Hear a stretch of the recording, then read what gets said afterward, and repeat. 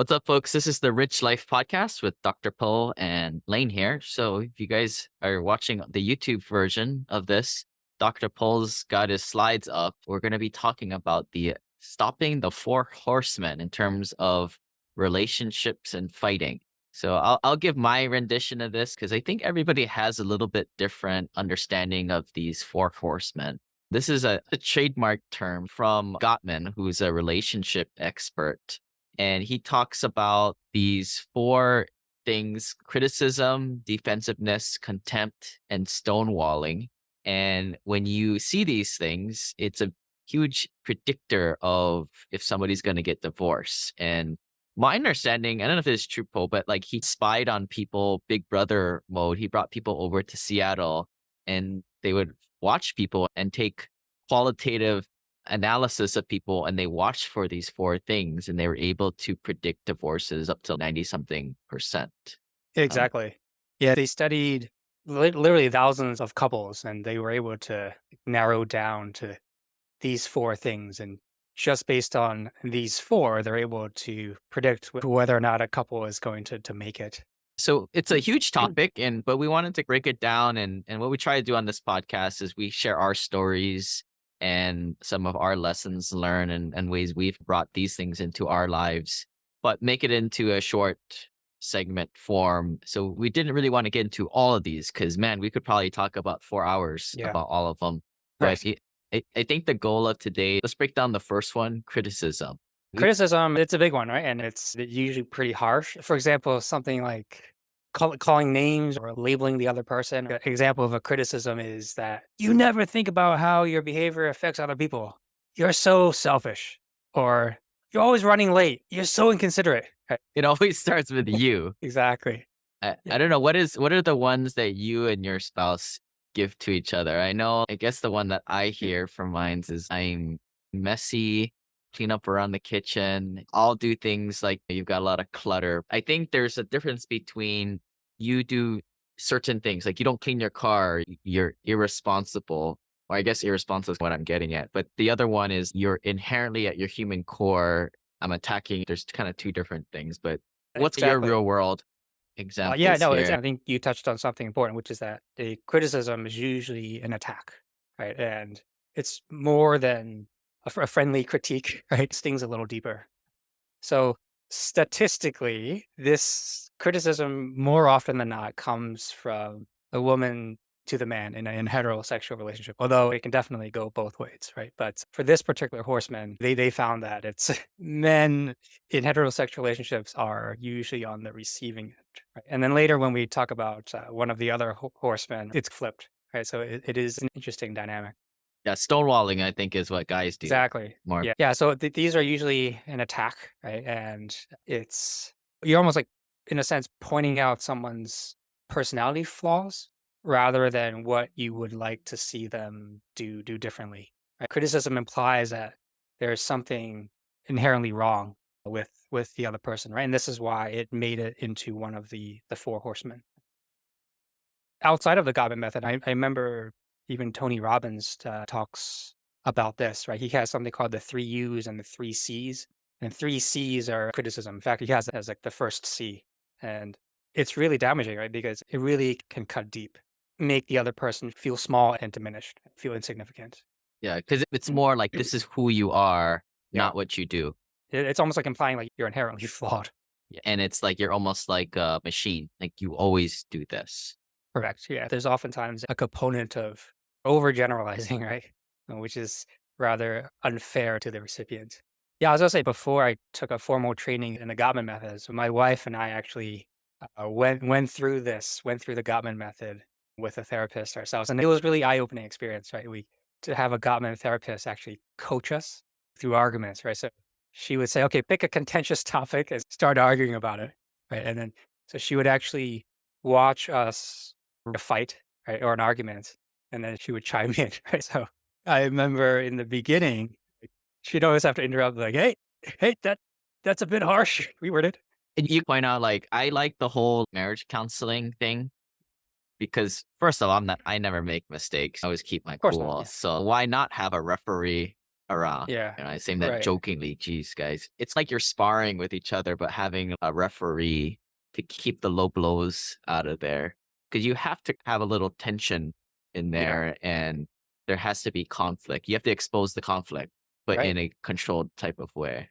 That's what was so helpful. Once we did these coach sessions enough, eventually we got to the point that we were able to do that ourselves at home. We didn't need a third party. Like, we had done this enough that we would just imagine what our Gottman therapists would say, right? And it brings a level of fun into it too, right? Because if I remember on our own, when I got a criticism, let's say from my wife, I would pretend I'm the therapist, like, hey, that's a bit harsh. Reword that. Try again. And it brings a level of levity into the whole situation and then reminds both of us that if we've been through this, we've been coached, we've practiced this, let's put it to use. Yeah, I think the way that we've used this, we also went not the same program, but Gottman has different, there's YouTube videos and Yeah. there's different workbooks, but at least being on the same page, like these four horsemen are a thing. They're buzzwords Yeah. when you use the word criticism, but it's criticism as in terms of one of the four horsemen. And we know enough to Right. stay away from it and to catch ourselves when Right. we unconsciously do it. And that's where just that realization, I think, was a huge step, at least being you know, you may not like each other, may not get along, but if you can at least find some common ground with what these four things to at least identify it together and know that both need to stay away from it is a huge step moving forward. Also, having the same vernacular, like having the same terminology to what you said, like knowing that when you're using the word criticism, it's in the context of the Gottman method, right? So it's really helpful for each partner to know exactly what you're talking about. And when you said it right there, like when you and your partner would catch each other and say, "Oh, that's criticism. That's Yeah. you." What like just watch yourselves right there. That's inherently a criticism in a way. But the fact that you're both on the same page of not throwing low blows in one of these four areas, it allows you to walk that line a little Yeah. bit more. But I think maybe this is a good time for that disclaimer where, if you have huge relationship problems, sometimes you get to a point where things are just so difficult and you gotten past that point of no return and you definitely need probably professional help or Mhm. somebody else to come in at that point. And then this particular horseman criticism, it also ties into the other horseman, which we're going to talk about later. To your point, if someone is using criticism in a very strong way, that can lead to, for example, defensiveness, right? Or stonewalling, which are a couple of the other horsemen, right? And defensiveness, which we'll talk about later, can also come back as a counterattack, right? So the other person counterattack with their own criticism. And then you can definitely get this escalating spiral, this Yeah. point I, of I, no return. I call it the ping pong when you get the two ping pong players, they get closer and that ping pong just goes back and forth. It can almost, especially if you get two people that are very emotionally driven, that can happen. And then it's all going to hell at that point. Yeah, it's all gonna how people's sympathetic nervous systems are on overdrive. Like you just neurologically cannot be in a space where you can be creative and think outside the box and be in a problem solving mode. It's pure just fight or flight mode. And then that makes things really hard, if not impossible. And I think maybe the viewers can get a sense from Paul and myself, like both of us, this is not things that we've mastered by any stretch of the imagination. But I think we see it as, man, we just ourselves and so many people struggle with these types of things and without the tools or the words to label these things, it's really tough. And it's just, man, it's out there. It gets Yeah, everybody, right? it's everyone, right? And I think you actually made a really good point just now in that, yeah, it's this stuff is a work in progress for anyone, right? Anyone who says that they got this all mastered, they're lying. Right? Well, the Gottmans, they noted, and they're very clear on this, that even the happiest of couples have the four horsemen happen. The difference is that happy couples recognize the four horsemen and they either do their best to avoid it or once it sprouts up, they know how to nip it in the bud. Like they know the antidotes, like they know how to diffuse it quickly before it really spirals out of control.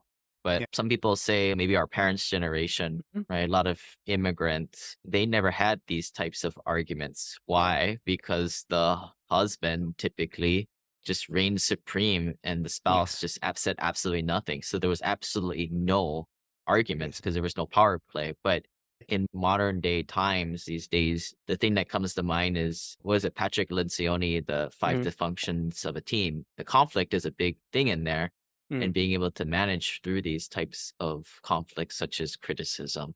So let's kind of transition to maybe some tips or Mm. activities folks can do. We started at the top saying with the examples, they all started with you. So Yeah. stop saying freaking you, or be aware of when you're saying you, and Yeah. try and change it to we, and make it Mm. more of a collaborative type of argument. And also say, talking to the person who's listening, who's always somehow able to turn we statements into your statements, but try not to do that too. Yeah. That's something I try to be aware of and somewhat try to referee. At least it slows me down, I think, Mhm. is the thing. Yeah, for the so-called antidote to criticism, it's turning that you around, right? Like you don't want to say you, and you definitely don't want to be like pointing your finger, which makes things even worse, right? Yeah, you either say we, or probably what's easier for a lot of people is to use an I statement, right? But before you get to the we. So easy example is I'm feeling upset. Right? I was really scared last night when you were late and you didn't call me. I thought we had agreed that we wouldn't do that to each other. That's a much better way of saying this instead Because you can't of refute I feel statements. exactly. Yeah, very hard to argue with that. And say a bit of a hack and a good tip for our listeners is that in the heat of an argument, try to say things that cannot be refuted. That you just can't argue with them, right? So it's very hard to argue with "I feel" statements. And yeah, and you can't cheat, and you can't be like "I feel you're a selfish jerk," and you can't do that, right? You You're gotta disorganized. I feel like you're disorganized. yeah, Don't do that. exactly. It's got to be like a genuine I feel. Like I feel scared, I feel frustrated, I feel insert XYZ emotion. And that just keeps the temperature like below boiling, and then you can actually have a much better chance of getting somewhere and to get a productive outcome. What do you think about this one? This is from a previous relationship. Obviously, it didn't work. When you try to use a "I feel" statement, the other person says, "I'm sorry you feel like that, but," right? That's another one. Don't do that one. Yeah, yeah. Tone definitely matters. And with that, there is a bit of like when you say like that, there is almost a bit of like sarcasm and contempt. And which is actually another one of the horsemen. Yeah. So tone definitely is big. And again, it's not just the Gottmans that talk about this. Tony Robbins talks about this too. He points out that what he has observed in a lot of like heterosexual relationships or where there's like a feminine and a masculine dynamic is that a lot of times the woman has this tendency to want to coach their man.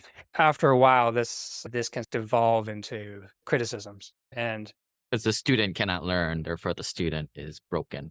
yeah, and then over time that actually really cuts down on not just the ego of the person that's being criticized, but it just really diminishes their feeling of significance in the relationship. And once that happens, that hurts both people equally.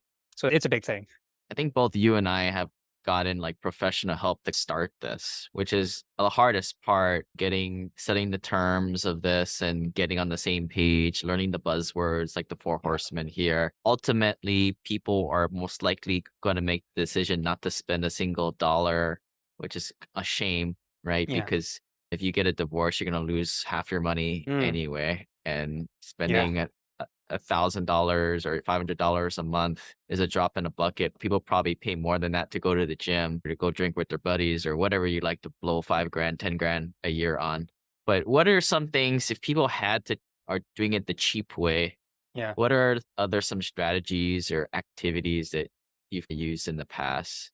Yeah, you make a really great point about how like a lot of folks are almost like penny wise, pound foolish when it comes to this stuff. It's because that's what there's a lot of either free or cheap resources out there. So for example, just in the Gottman ecosystem, they've written a bunch of books. First book I read by them is it's called like the 7 principles of like highly successful marriages. And then it'll lay out in a very concise form, not just the four horsemen, but other principles too. They also have a really good newsletter, and then they also have these really useful card decks, right? That you can either buy in the physical form, or what my wife and I have on our phones is a digital version, right? And so gives you these little activities you can do if you're ever like looking for something to do, and they're great. Some of these things are like G-rated, and then things can get spiced up if you want to get to that level. But a lot of these things are built on the foundations of a good relationship, right? For example, learning each other's love maps, right? That's another buzzword that's in the Gottman ecosystem. Just like learning about each other, like learning about each other's like, inner worlds, right? And in addition, they have plenty of exercises that you can do. Any specific on criticism? Yeah, yeah. In the card decks, if I recall correctly, they do have some exercises. They have these nice, like concise little worksheets, right? Cheat sheets for clients, and I usually have these on hand as well to give to my clients, like people that I coach in regards to this stuff. So it's very helpful. I gotta say that on a number of occasions, my wife and I have actually said, "Hey, time out. Let's go grab this sheet." And so make sure that we're arguing or we're talking about this in the right way, right? Like we Also, it's we did actually that. during the fight then. It's not outside of it. Yeah, you can use it during the fight, and then if you want to do something after the fight, you'll have a little separate cheat sheet called like aftermath of a fight that you can use. So lots of useful things that you can either use in the moment if you're nearby the piece of paper or your PDF if you have it on a phone. Yeah, so they make things very accessible. Like these are the most high yield tools that that can be at your fingertips. And I think it's a great investment. I mean, I think skills like this, it should really be taught in. I wish they taught this stuff in schools, right? Instead of a lot of the useless stuff that gets taught. But this is, I think, one area of life where very few people have any role models for relationships. Very few. If we're thinking about like what athlete do I wish I could be like, or which author or scholar I want to be like, it's very easy to think of these people. But when it comes to role models for relationships, I think most of us have a really hard time coming up with a role model for relationships. Well, And I, I I feel think like the big barrier there is that like people they don't want to like admit their faults, especially in this type of realm, which is Mhm. why they don't want to get a coach in this specific realm. Yeah, unfortunately, yeah, there is still like a stigma around it that yeah, getting a coach or a therapist is almost like tantamount to admitting that there's something wrong. The last thing I wanted to add in here Mm. about criticism, maybe it's not necessarily like a tactic or what we call like a bottom up approach. This is more top down mindset type of approach where, look, you might think that something is wrong or your partner keeps doing a certain thing or is a certain way. But if you can pivot it in your head to see it more as a good thing, Yeah, then damn it, just do it. Right. yeah. I guess the thing that comes up a lot in heterosexual relationships, at least from my side, looking at it, is typically I'm a lot more stoic and pretty emotionless a lot of times. Mm, And my partner's typically going to be the other side, the yin and the yang. And I can say my criticism is you're always too emotional. You just go crazy. But I've tried to adopt, and I think I got this from Jordan Peterson. mm. Some people don't like him, but Yeah, yeah. take what you want, but I think he said women or the more emotional side of whatever relationship you're in, there is some like benefits to that in like the modern world, right? They're more Mhm. sensitive, they're more empathetic. Yeah. So I've started to see it trying to pivot more in that light, and that has somehow brought a little bit more perspective to me. At the end of the day, I see it as another Gottman buzzword is unresolvable conflicts, which we'll get to in a future Mm, podcast. But yeah. that's a kind of a way that I deal with criticism. You got to take the good and the bad. Right. I think what I would add to that is my guess is that it's not that you lack emotion. I think for a lot of guys, and it might depend on like cultural upbringing as well, but I think for a lot of men, it's not that we lack emotions, that we have the emotions, expressing them, putting it into words. One of the things I had to work on was actually improving my own emotional vocabulary because from a scale of 1 to 10, I was at like a zero terms of describing my emotions. I felt like I used to be a caveman, right? Like my vocabulary was limited to good and bad. I feel good, Yeah. no good. I try to go on numbers 1 to 10, but I Yeah. don't know the words to describe. Yeah, exactly. Or gotta look on a piece of paper at like frowny face, happy face. Okay, which one am I? When I worked with personal therapist and coach, like, one of the things that we actually worked on was working on like the emotional vocabulary. And so I remember we had something called like an emotion wheel, right? And you can Google this, and it's got like dozens and dozens of different words and emotions. I was like, I'm looking at this. Wow, I have never used these words. I know what they mean, but I've never actually used them to describe what I'm feeling. Right? I remember my therapist a lot of times. Part of her coaching was like getting me to be comfortable increasing my emotional vocabulary. Right? So we would actually pause and be like, okay, hey, look on this sheet with this wheel with all these dozens of emotions, and then pick the one that most applies. And yeah, it's silly at first, but over time, it is actually really effective. It reminds me of I'm in EO Entrepreneurs Mhm. Organization, which some people call it like a bunch of business owners just get together and party. But we do these monthly meetings every month. In a way, it's our board of advisors. But we're supposed to start it off with what's the emotion that you're feeling, and everybody goes around the table. In the beginning, I thought it was stupid, right? Because all I Yeah. have is good and bad. But I guess what I discovered the whole purpose of that is if you get in touch with your emotions and the emotions are good because they give your body's spidey senses that there's a problem and maybe you should freaking do something about it. Yeah. There's when things come up and emotions come up, there's a thing called the parking lot that the other members are supposed to call you out on and you're supposed to address it Mm. and dig deeper into it. But unless you do that preliminary, what is your emotion other than good or bad, you don't really get there. And so that kind of made me think of that a little bit. I like that. Yeah, I like that. But as far as criticism here, any last words to add? Yeah, we talked about the importance of turning the you into an I, or we'll talk about the we as well, because I think that's a couple of steps later. But yeah, just turning that you into I. Begin your statement with I feel. Right. So I feel, and then like, you feel blank about what, right? So for example, I feel upset that the trash wasn't taken out. After that, then you add in what you need. That's when you express a wish or a request, right? Or a need. For example, I feel upset that the trash wasn't taken out, right? I would appreciate it if you would take out the trash before we go to bed. Can So the also point of be it yeah, can also be like, why, right? I feel that way because you always assume that I'm gonna do everything because I've been doing everything, and then it opens a floodgate. That's the part where, as adults, yeah. you got to peel back the layers of the onion and kind of start. You gotta watch yourself at every step. Another thing you could do is like add in a bit of sandwich it with a bit of appreciation. In this example, being upset at your partner for not taking out the trash. You could add in, I really like it when there's like a new, like a clean and like new house smell when the kitchen is clean or when the house is clean and when the trash is taken out.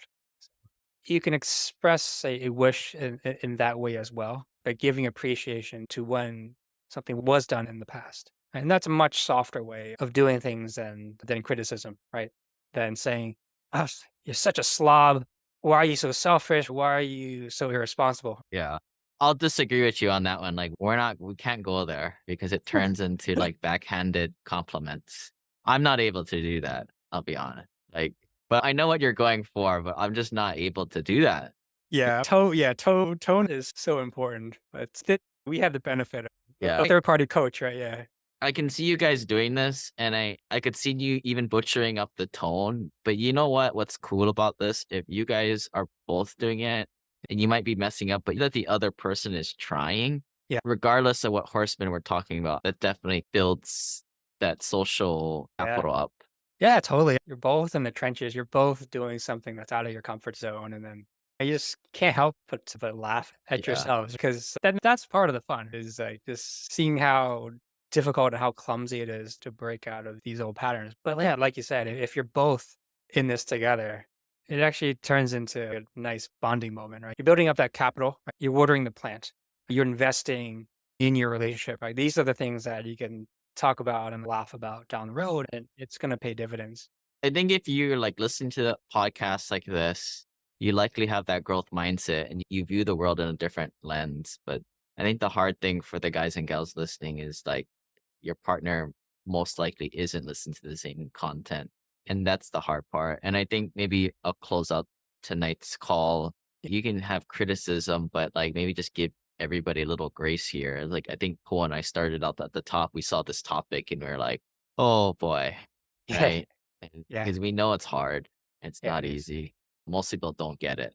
Yeah, even the happiest of couples deal with this.